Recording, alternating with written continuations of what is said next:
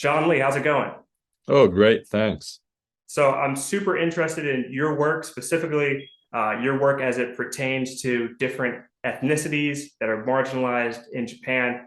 And so first, I want to ask you, how did you get into the different things that you research? How did you get interested in the topic of Japanese minorities? Well, there's some biographical element. I was born in South Korea, but I grew up in part in Japan. So I experienced, some prejudice and discrimination growing up. And it always made me wonder why that was. So, then, of course, academically, I became interested in ways in which different people interact, not always so nicely. So Zainichi became part of my research project. Amazing. So what is it about maybe Japanese discrimination in particular that you could say is perhaps different from maybe a lot of the things we see on TV in America about American discrimination within housing and things like that. Can you sort of speak to your experience in Japan a little bit Yeah, more? sure. I mean, in the US, there's a way in which everything seems almost natural and obvious, by which I just mean that people think people have different skin color, for example, that they are somehow biologically and obviously distinct. And therefore, that acknowledgement of natural difference gives people a sense that maybe it's not so weird that people would then have prejudice and discrimination against other groups. This is very different in Japan because the major minority groups, Brakumin, who are the descendants of outcasts, or Koreans, they don't actually have obvious biological distinction. And indeed, because many ethnic Koreans have been there for several generations, they're linguistically and culturally assimilated. I mean, that is to say, unless you ask their name or their ethnic identity, there's almost no way you would know that they're not ethnic Japanese. Mhm. So, speaking to the idea of sort of that biological element, you said on one hand, a lot of them are ethnically Korean, but they've been in Japan for generations. And then you sort of to speak about another sort of minority group. Can you sort of break down for for me and the audience, what are the different minority groups that one would find in Japan? Because most people think Japan Right, is a super homogenous 100% society. right. Um, well, there are two groups that became incorporated into modern Japan. This would be in the late 19th century because the new modern Japan, after Meiji Restoration of 1868, essentially colonized the northernmost island, Hokkaido, and therefore incorporated the indigenous population there called the Ainu. The southernmost archipelago, Okinawa, also became Japanese territory. I had been an independent kingdom until then. So Ainu and Okinawans are two major groups that still exist today. There's a group called the Brahmin, which I mentioned, who are the descendants of traditional outcasts, outcasts like the outcasts in India, people who had been engaged in so-called polluted occupations, such as butchers, graveyard workers, leather workers, and so on. And their descendants, although they were incorporated as citizens of Japan, they were given a very strange title of new citizens. And therefore, there was a documentary basis for discriminating against people of low status background. And so Brahmin still exists as an identity. The next group, which is the ostensible topic of our conversation, are Koreans. And, Chinese or Taiwanese are part of this as well. Japan, soon after modernization efforts in late 19th century, colonized Taiwan in 1895 and Korea in 1910 officially. And therefore, these two large, obviously non-Japanese groups became part of the Japanese Empire. And this is very common across the world, but in any imperial territory, people who have been colonized come to the metropolis or the mainland, as it were. So quite a few Taiwanese and Koreans came to the major Japanese islands, usually as workers seeking higher wages, better opportunities, and therefore became the bases of sizable minority groups in today's Japan. Hmm. So I think it's really interesting when I think of the how do I pronounce that? Barakumin? Recommend, yes. Barakumin. So you said that they were branded as new citizens in Right. Japan, Officially, yeah. but they'd been in Japan for as long as any Yeah, Japanese yeah, as person. long as any other ethnic Japanese. I mean, it's just that they were engaged in, low status occupation, and and they usually lived in separate villages or townships, and so they were regarded as different types of people and objects, if you will, of considerable discrimination. So what is it about? Because that's sort of a new thing to me. Mm-hmm. This sort of thought that, well, I guess there are similarities in America of African Americans not being considered as citizens or Right. as humans, but I Sure. think I think as Americans, we've sort of gotten away from the idea that someone you can't be labeled as a citizen, and citizenship is such a huge thing to Right. Americans, and we don't really split ourselves apart in that way. Like you said, it's more a biological basis. Yeah, well, it's as if the indentured servants who came, so-called white indentured servants in 17th, 18th century, had formed kind of an ethnic group, which, in today's thinking would be impossible because they're white. But it's not impossible that low status whites could have become a separate group. And, in some way, there's a residual sense that there's a group like that. We had pejorative names for them: white trash, rednecks, and so on. And of course, we don't think that they're a different racial group because they're all white. But in another historical development, it's not impossible to think about how these groups have become kind of independent or separate from the rest of white people. I mean, that is to say, whiteness wasn't always about every white people. You had to become, if you were white. I mean, Irish immigrants, Italian immigrants, they all faced considerable racism or discrimination. But, of course, by 2022, we don't think they're not white, because they are.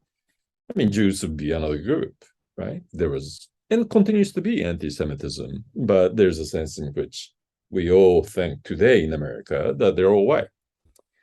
But some time ago, 150 years ago, that was not the case. And, in Japan, it's a bit like that. So these people who are low status, they continue to have autonomous identity, in part because they didn't achieve upward mobility and assimilation until very, very recently. So what is it about Japan Mhm. in particular that finds it necessary to sort of stratify people on the basis of their citizenship and their sort of low status work? Mhm. Yeah, I don't think it's particular to Japan. I mean, it's very common to, divide people based on their citizenship status. So people who are immigrants, you know, so to speak, unauthorized, illegal, whatever you're going to call it, they form, very unfortunate, relatively underprivileged group in many societies around the world. But I mean, there are a lot of different reasons. Desire, for example, to hire extremely low wage labor, that will insist on separating people and accentuating that difference. But I don't think in particular that this is a Japanese trait. What is different, I think, is just that unlike in the US today, where these racial or ethnic differences are so obvious to most people. I mean, they seem like biological facts, that in Japan, they don't present themselves as biological facts. But in some deep way, I think they point to the deeper social or sociological forces that separate people, that cause prejudice and discrimination and so on. And so, in some fundamental way, the dynamics are not that different between US and Japan. It's just that they develop differently. So if they're so they developed differently, and there isn't the idea of a biological difference between ethnicities, then I'm sort of wondering, in Japan, what is the basis of separating each other, and what is there, my question is, in America, there's sort of a lack of, historically, there's sort of been a lack of guilt about perhaps the subjugation of lower groups, whether it's, African Americans or even white trash, because of this idea of this biological difference.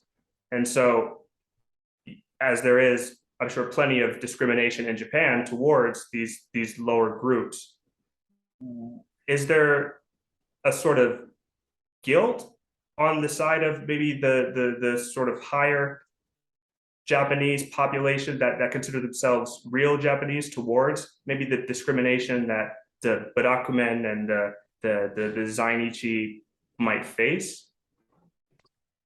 Yeah, I don't know. I mean, there's of course a guilt or a sense of historical responsibility that some Japanese feel, right? It's progressive Japanese, for lack of better words.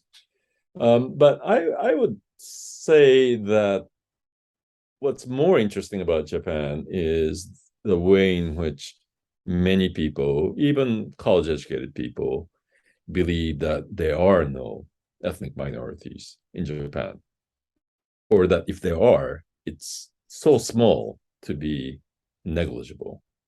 So if a Japanese person comes to the US, she or he is likely to say, my God, it's so multi-ethnic or multiracial. I mean, there are Black people, brown people, whatever that means. And there are obvious ethnic differences. I mean, even to the point where people wear different types of clothing and so on. Whereas in Japan, everyone seems more or less Japanese. So in that sense, Japan is not like America at all, right? I mean, it's not that there aren't some Black people, Africans, African Americans, what have you, but they are easily dismissed as foreign, recent travelers, students, whatever. In Japan, what's interesting to me is the ways in which there isn't such a huge discourse about ethnic diversity, when in fact there is one. So it's just kind of assumed that Japanese are all Japanese. That's sort of confusing to understand, because it, in my mind, it makes me have to process the idea that, one, you are saying that there is discrimination, but two, I'm sort of wondering, what is that on the basis of, if we're and if it's on the basis of low skilled work, perhaps, Mhm. then why is it that Japanese people can't see any sort of ethnic difference? I guess Yeah, that's in my yeah. American brain, it's hard to wrap around this sort of new way of this different way of thinking. Hmm. Yeah, so it's a bit of a double whammy, that if you are a child of Korean origin or Brahmin background, you may face discrimination. I mean, you may hear racist discourse, but at the same time, you are led to believe that you don't really exist. So which is it? Is it that there is discrimination and there are minority groups, or there are no minority groups? In which case, why am I discriminated against? So there is some of that. I mean, at the same time, I mean, what's interesting to me, I mean, this is me as a scholar. In the US, there is a very deep belief in how you try to overcome racism or discrimination. I mean, for lack of better words, I just call it the civil rights movement paradigm. You face discrimination against, as say, an African American. The thing to do is to kind of organize, protest, do legal action. That is to say, create a social movement, again, for lack of better words. And so you try to overcome prejudice, discrimination, racism. And I think this is deeply believed in by most Americans. Some people may not like it, but most people think this is the way it happens. It's not really the way things worked out in Japan. That the civil rights paradigm doesn't really apply. I mean, it's not that there aren't movements by Brahmin, Koreans, and others, Ainu, Okinawans, but they have not been as powerful. And so it has a number of kind of weird consequences, right? That because there is no kind of organization to turn to, and in the case of Koreans, the biggest organization was one that was affiliated with North Korea. And the ideology there was that even though you've been there for 2, 3, 4 generations, that you're not part of Japanese society, that you're just Korean, not Korean Japanese or ethnic Koreans in Japan, but just Korean. And your true destiny is to go back to Korea. So you're not a minority. You're just a foreigner in a foreign land. And so it creates a very, very weird dynamic, or at least a very distinct dynamic from that in the US, where you try to formulate your identity as a minority and you try to overcome prejudice. Again, I'm not saying that they don't exist in Japan, but it was not as powerful. One final kind of academic point I'll make is that there is a group that's like Brahmin in South Korea. They're called Pekjong. Again, people who were leather workers, butchers, graveyard diggers, and whatnot, people who are considered to be polluted, low class or low status group. What's interesting about South Korea is even less than in Japan, these groups didn't organize. And in 2022, what's interesting to me is that there's so little public recognition of this group, right? Either racism or self-identification, that the group more or less has disappeared. That is to say, they've become kind of assimilated into mainstream ethnic Korean, the majority of South Koreans. The contrast, of course, is to Brahmin in Japan, which has a much stronger identification, which is a much stronger organization, and therefore tries to overcome discrimination. And I'm not saying which is better, but it's kind of interesting that you can have these very distinct paths, Right. identification, and how you overcome discrimination. That's interesting. So can you go into the identities of these different groups a little bit the Barakumen and the Sure. I Zainichi. mean, so I mean, one important point is that things change over time. I mean, this is kind of obvious. So when the Ainu, people in Hokkaido, the northernmost island, became part of new modern Japan, at first they didn't really have even sense of identity as Ainu. There's just a lot of different groups, spoke different languages, had, what to them were different cultures. From our perspective, they're all kind of the same. They were not farmers by and large. They were what you might call hunter gatherers or close to that. And over time, the Japanese government tried to say that they were not really Ainu, they were just part of New Japan, right? New Japanese people.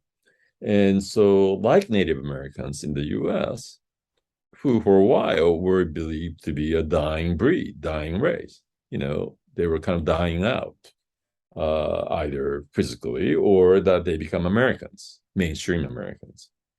And so I knew for a long time experienced this very strange place as a group that was supposed to be in decline and probably disappearing. But from 1970s and 80s, there's been a much more dynamic movement, Ainu organization. And so there's actually revival or renaissance of Ainu identity in contemporary Japan, that they try to resuscitate traditional culture, language, and so on and on. So again, they're a bit like Native Americans in the US, Right. that not all of them have assimilated.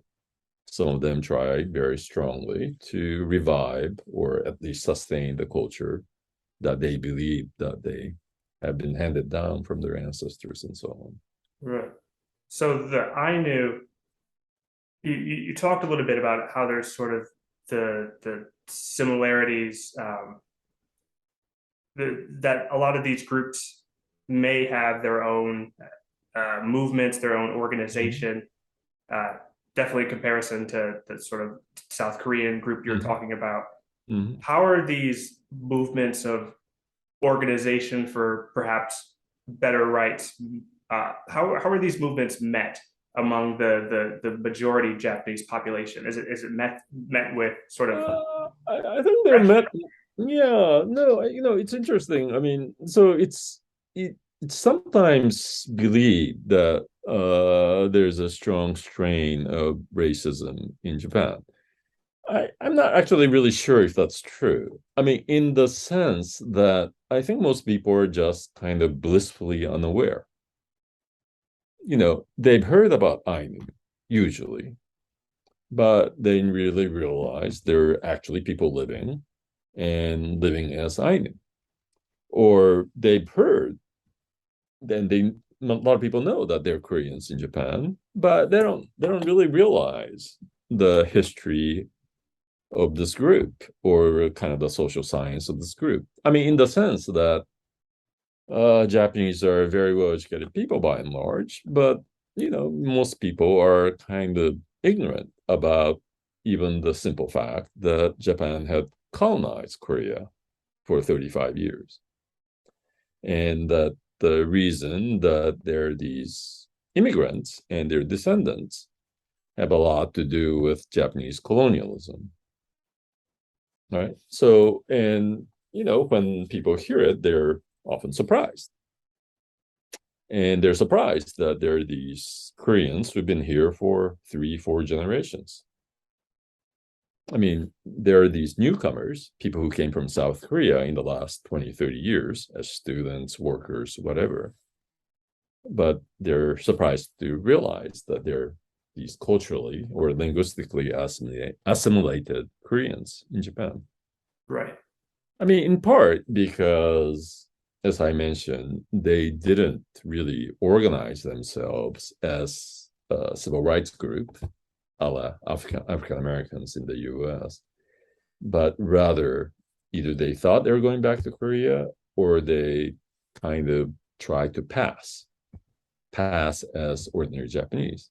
And as I mentioned, it was very easy for them. They spoke Japanese like native Japanese as they were. So as long as you didn't tell people that you had a Korean name, or your parents came from Korea, or your ancestors came from Korea, then most people kind of assumed that you were ordinary Japanese. Hmm. And so, by and large, Japan is a very educated country. Mm-hmm. And it's sort of surprising in the sense where they're not very sure of or don't have a lot of information about what they would probably consider incredibly niche groups that they just wouldn't know about, that the majority of Yeah. the population wouldn't know about. um, what is it about the majority Japanese identity that sort of, comparative to the US, that Mm-hmm. sort of prevents maybe Japanese people from seeing themselves in a divided way? Well, I think it's mainly because there are no obvious markers. I mean, if there are a lot of people, millions of people speaking a different language and not speaking English fluently, like Latinx population in the US, many people, of course, speak English well, but there's a sizable group. I mean, people who don't.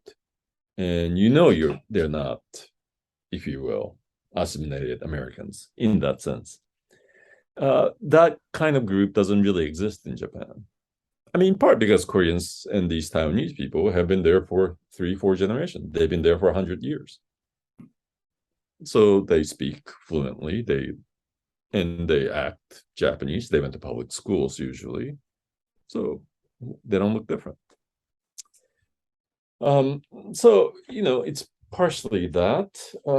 It's partially, I think, that school system doesn't really teach multiculturalism or multi-ethnic education by and large. I mean, you could be extremely woefully undereducated in the US, but I think it's you would have to look far and wide to find people who don't know about history of slavery in America. I mean, why are there so many black people in the US? I mean, you could be very racist, but you would still know that many of them came as enslaved workers. Hmm. In the case of Japan, again, as I mentioned, they just don't learn that much about history of Japanese imperialism or colonialism or the history of minority groups. You certainly don't hear that much about continuing discrimination. Again, there are exceptions, but you have to go very, very far or deep to find schools that don't teach some aspect of multicultural or multi-ethnic or multiracial experience in American life in elementary school, secondary school, and of course in universities. Final thing I'll say is that there are. I mean, Japanese are in some way very cosmopolitan. They know what's going on. A lot of people have traveled or have watched Hollywood movies, so they know about America, and they can see that there are different kinds of people in the U.S. I mean, if only in this white-black racial difference. And of course, they know about the fact that there seem to be Asians, there seems to be Mexicans and other Latin American immigrants. They know about Native Americans, if only from cowboy films. So it's kind of obvious that US is different. If you reflect on Japan and Japanese history more deeply, there are elements of these things. Ainu, as I mentioned, Okinawans, Burakumin Koreans, Taiwanese, and so on, Chinese.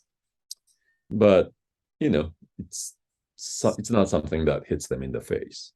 And I think these comparisons, especially to US experience, make them blissfully unaware and in some way ignore the actual diversity, ethnic and racial, that exists in Japan today. Right. So there's definitely maybe you would say that there's a bigger amount of assimilation in Japan on Yeah, this kind in some way. I mean, if you're an American, I mean, say, doesn't matter what kind of American you are, and you go to Japan, and there's a sense that, well, they all look Japanese. I mean, whatever that means.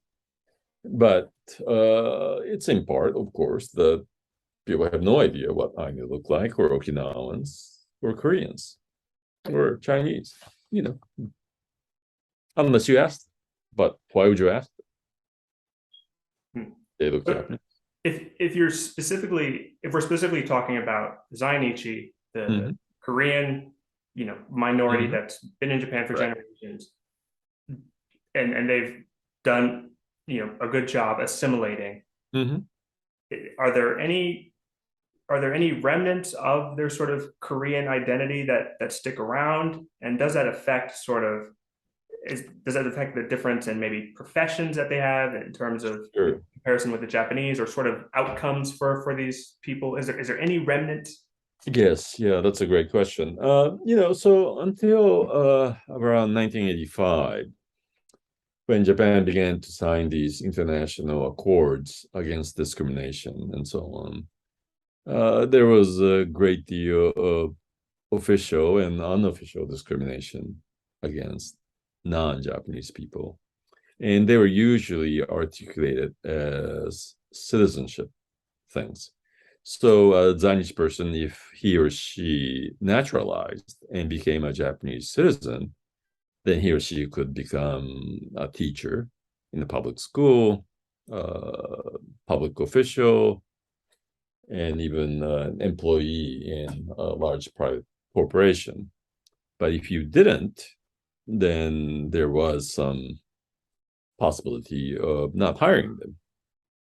It was not possible to hire them in some cases until then. So, in many ways, and in addition, it's also fair to say that there was a lot of discrimination against Koreans. I mean, in part because they were associated with North Korea.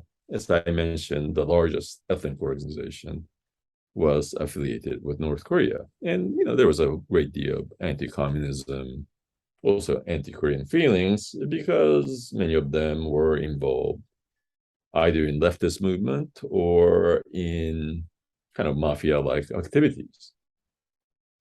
In part because, of course, they couldn't get normal jobs, so they had to look for illegal outlets in some ways. So for all these and other reasons, there was and continues to be some sense that Japanese workplaces are not kind to non-Japanese people, which is why there are quite a few people who are of ethnic Korean background who work for foreign companies, say American companies in Japan, or they engage in entrepreneurship. And one irony of this actually is that some of the wealthiest people in Japan are ethnic Koreans, Zainichi. I mean, it's because if you are bright, motivated ethnic Japanese, you work for these top corporations, or you work for government bureaucracy, which is very prestigious in Japan, right? So instead of working for, Toyota or Mitsubishi or whatever, ethnic Koreans strike out on their own. And the paradox or irony is that some of the richest people in Japan aren't ethnic Koreans now. Interesting. Yeah. I mean, so if you kind of extend this to African Americans, a lot of African Americans, because after the civil rights movement and the destruction of traditional discrimination, they work for governments and corporations. Because you could.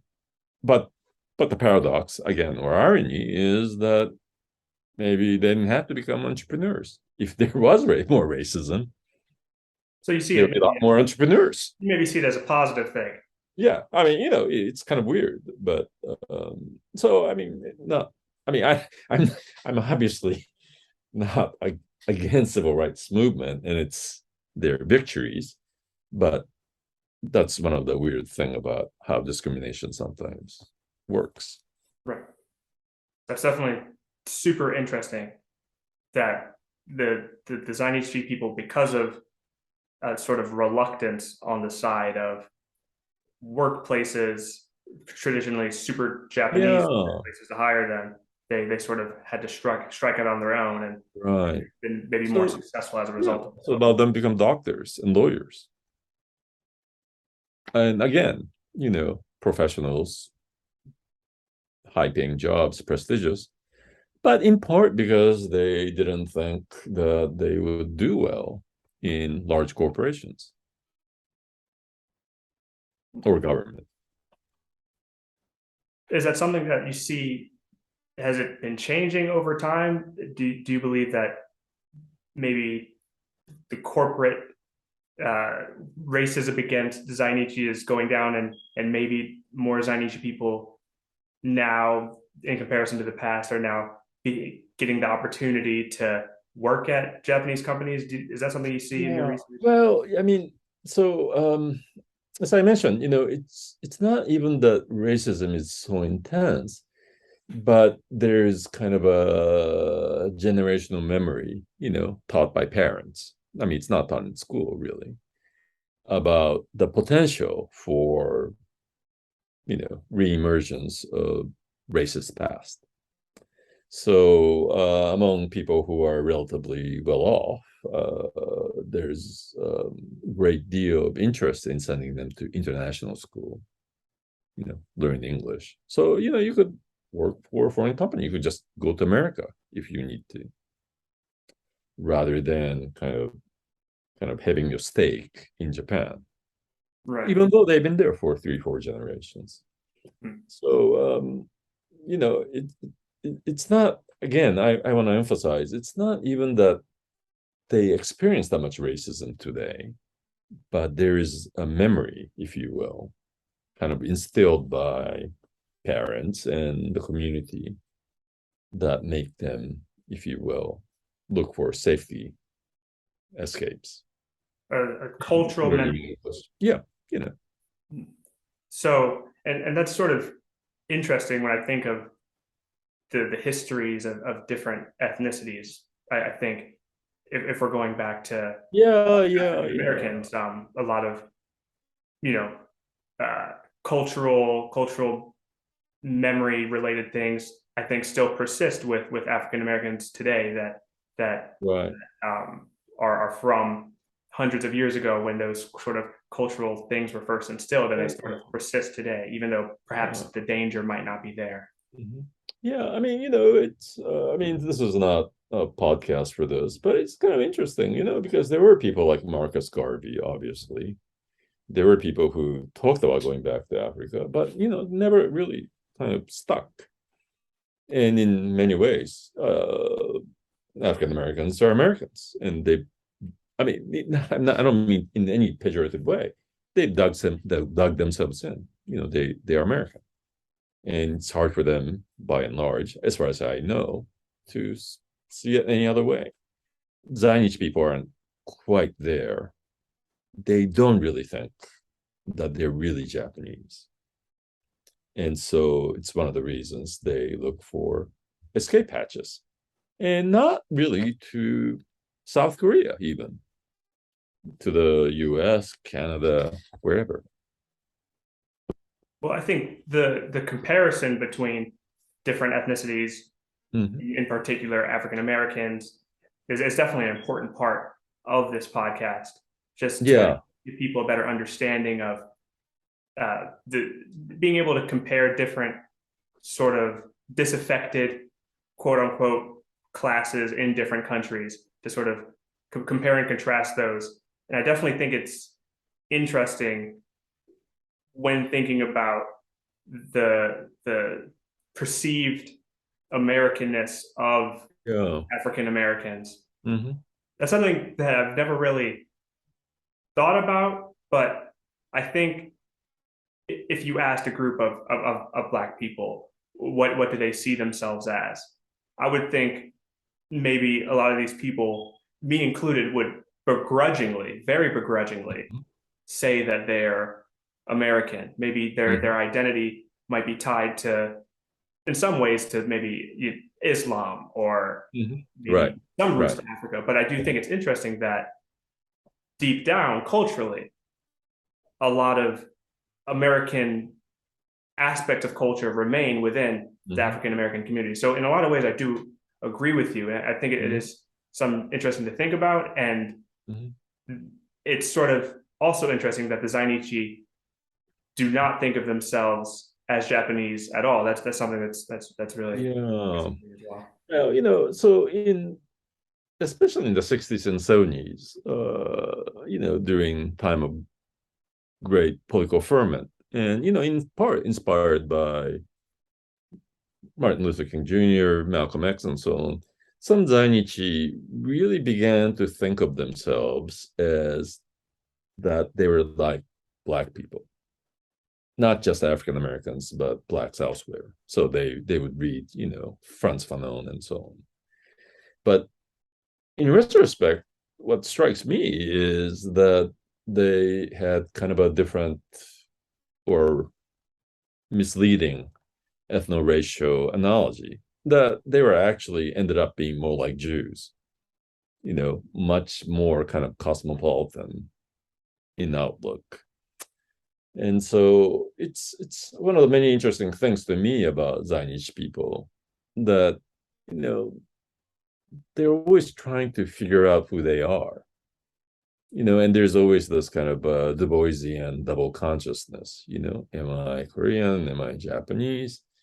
And they've never really quite embraced the hybridity, kind of this in-between identity as Korean Japanese, Hmm. right? That it's hard for them to kind of think about being Japanese. It's hard for them to think about being Korean, but it's also hard for them to think that they're both, that they're kind of this hybrid thing. Right. Right. So their question about identity is ever moving and never settled.